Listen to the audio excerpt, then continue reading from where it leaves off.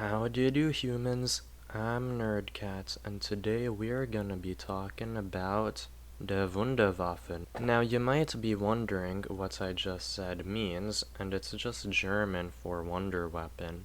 This is a term that describes a series of revolutionary superweapons that usually remained just as prototypes. The few that did actually make it to the battlefield were either too late or too small in number to make an impact on the war. In this video though, I'd like to dedicate some time towards one Wunderwaffe in particular, the Amerikabomber. In case the name didn't give it away, the Amerikabomber was a strategic bomber planned to be able to strike New York City from Germany. In order for the plane to work, it would not only need to make it to New York City from Germany, but also be able to make it back to Germany from New York City.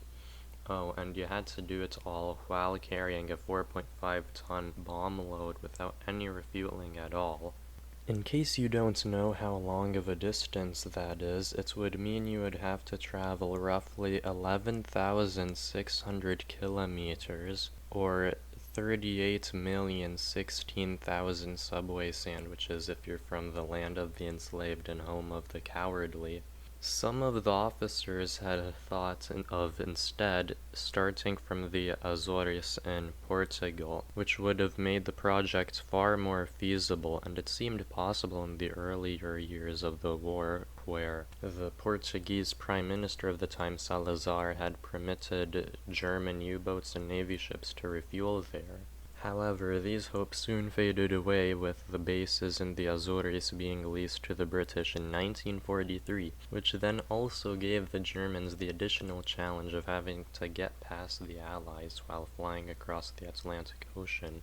You might be wondering why so many people had tried to work on this idea coming to reality when it was highly unrealistic, and it turns out that this was because the funny mustache man himself absolutely loved the idea of New York City being bombed. This joy they would have had from such an event can even be seen from other officers like the Luftwaffe's Commander-in-Chief Hermann Göring, who said, "I completely lack the bombers capable of round-trip flights to New York with a 5-ton bomb load. I would be extremely happy to possess such a bomber, which would at last stuff the mouth of arrogance across the sea."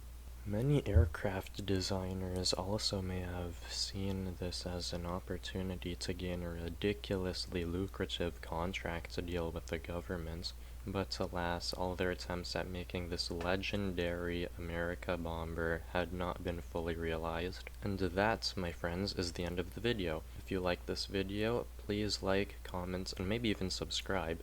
Doing things like this really helps small channels like me get more noticed. And with that, I'll see you in the next one. Adios.